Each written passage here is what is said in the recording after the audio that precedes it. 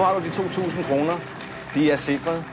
Du har 10 spørgsmål, 10 rigtige svar op til millionen. Du har stadigvæk dine 3 livliner. Lad os se på spørgsmålet til 4.000.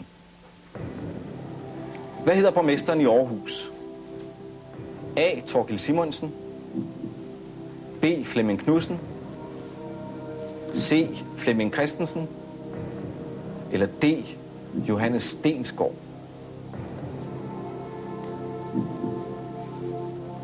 Skal vi ikke prøve at spørge publikum?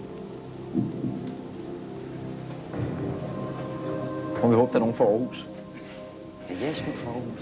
Du vælger at spørge publikum. Ja. Publikum, klar ved tasterne. Hvad hedder borgmesteren i Aarhus? A. Thorkild Simonsen. B. Flemming Knudsen. C. Flemming Christensen. D. Johannes Stensgaard. Tast nu.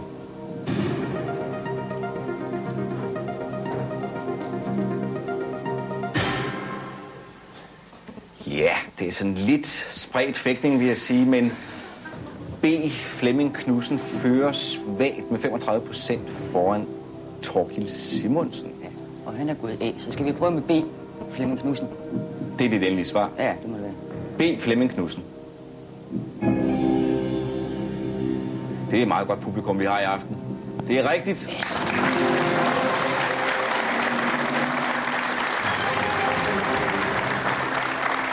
De 4.000 kroner hjemme.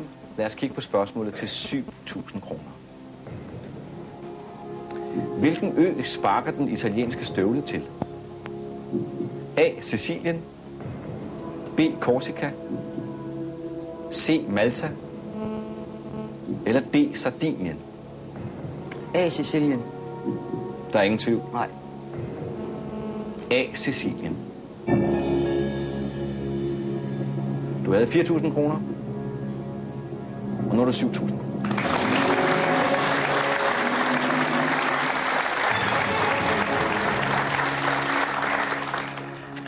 Du er 8 rigtige svar fra millionen. Du har stadigvæk 2 livliner. Og her kommer spørgsmålet til 12.000 kroner. Hvad kendetegner et billiardbord? A. Filten er rød. B. Der er ingen huller. C. Bordet hælder. D. Der er 6 huller. B. Der er ingen huller. Har du spillet karambole? Det gør min morfar. Er det rigtigt? Ja. Jamen, så er der vel ikke så meget tvivl hos dig. Han påstod til sin dødsdag, da Søren Søgaard skyldte ham en 5'er. Det var nu godt nok for at syge en lynlås i et par bukser, fordi min morfar var også skrædder. Det var da meget, meget god historie, ikke? Og så er Søgaard, det er ham, der er fabrikant af... Ja, men det lyder som om, at du har din research i orden. Du siger altså B. Der er ingen huller. Der er ingen huller. Godt. B. Der er ingen huller. Og det er der heller ikke i din viden indtil videre. Det er rigtigt.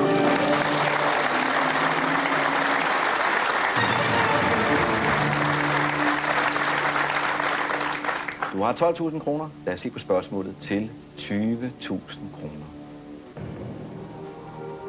Hvem malede Sommerdag på Skagens Sønderstrand? A. Michael Ancher. B. Laurits Tuxen. C. P.S. Krøyer. D. Viggo Johansen.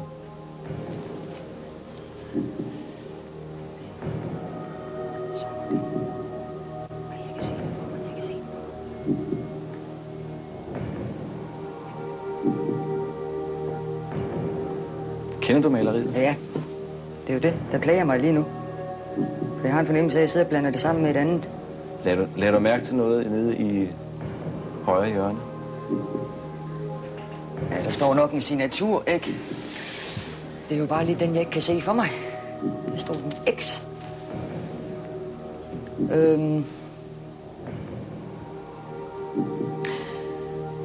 Jeg tror faktisk godt, jeg vil prøve at bruge en livline. Og hvilken livline vil du bruge? Jeg vil gerne prøve at ringe til min gode veninde Maj-Britt. Hvem er Maj-Britt? Maj-Britt er billedkunstner i Svendborg. Det lyder som om, det er den rigtige. Det må være den rigtige. Vi er sikre, at Maj-Britt ikke er i nærheden af en tv-skærm. Og I har jo så sammen 30 sekunder, når vi får oprettet forbindelsen. Godt, lad os ringe til Maj-Britt.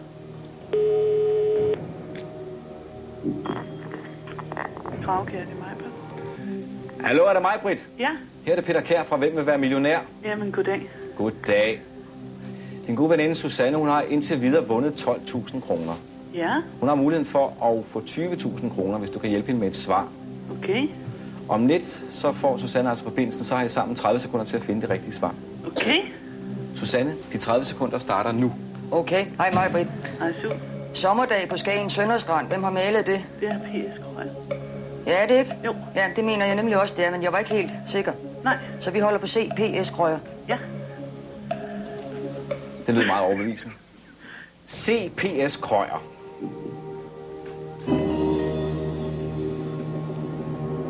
Der er fagfolk til stede her. Ja. Det er fuldstændig korrekt.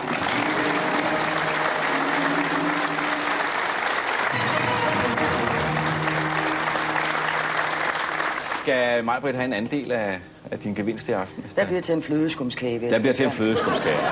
Det er rart at være storsindet. Du har altså 20.000 kroner, hvis du svarer rigtigt på det 10. spørgsmål, så er du sikret 32.000 kroner. Så det skulle nok være til x antal flødeskumskager. Lad os se en gang på næste spørgsmål. Hvad hedder hovedstaden i Texas? A. Dallas. B. Austin. C. Houston. Eller D. San Antonio. Det er B. Austin. Det er du sikker på? Nej, men et eller andet skal jeg jo byde på. Du har stadigvæk en livline. Jeg står på den. Og nu siger du står på den. Altså, du vil gerne svare. Ja. B for bøvehoved, ikke? B for bøvehoved. Godt. Den fik jeg, og vi siger altså B. Austin.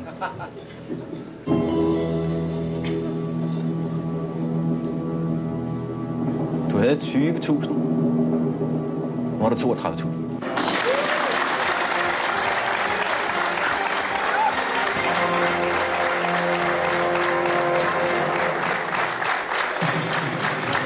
Susanne, sådan ser en check på 32.000 ud. Der mangler lige en underskrift. Og sådan ser en på 64.000. Skal vi ikke kigge på det næste spørgsmål?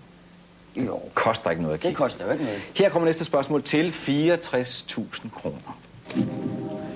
Hvilken af følgende forfatter er ikke repræsenteret i Højskolesangbogen? A. Inger Christensen. B. Tom Christensen. C. Johannes Møllehave. Eller D. Claus Rifbjerg. For sake.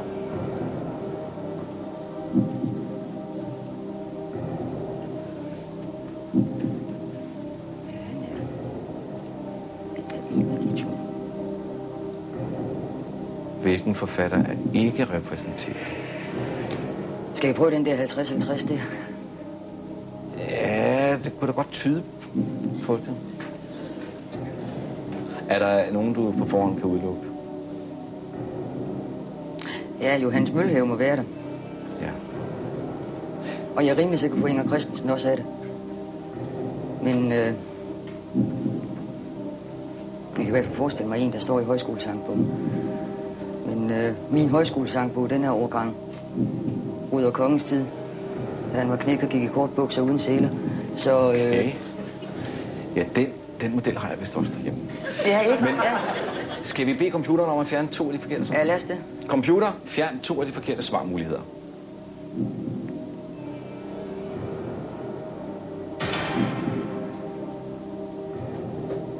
Nå. Det var ikke Ja, lige, hvad du vel, havde ja. regnet med. Ja, vel, ja. Men du har 32.000. Dem er du sikret. Det er jeg sikret. Ikke Bæk Møllesik. Satans dårligt.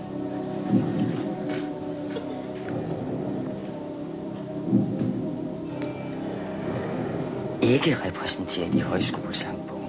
Det var da også en underlig måde at spørge på. Jo, men jeg har ikke sagt, at det skulle blive nemmere. Nej, det kan I jo så sådan set godt selv regne ud. Ja, vel, ja. Jeg tror sgu. Altså er det nok Inger Christensen A. Og det er så dit endelige svar? Ja, det bliver da nødt til. Et eller andet skal jeg jo svare, ikke? Ja, Ja. det skal du. Ja. Det synes jeg. Så du siger altså A. Inger Christensen. Ja. A. Inger Christensen. Så er den på det ud. Du havde 32.000. Hvis svaret er rigtigt, har du 64.000. Svaret er forkert. Desværre. Men nu skriver jeg en check her på de 32.000. Det er jo også noget. Det er også meget penge, ja. Tillykke. Tak. Det skal du have.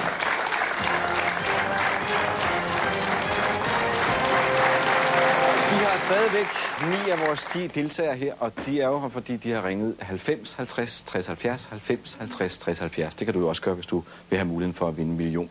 Men I kender proceduren. Vi skal have endnu en runde hurtigst på aftrækkeren. Om lidt kommer der en opgave, som jeg læser op. Så lyder der 3 slag.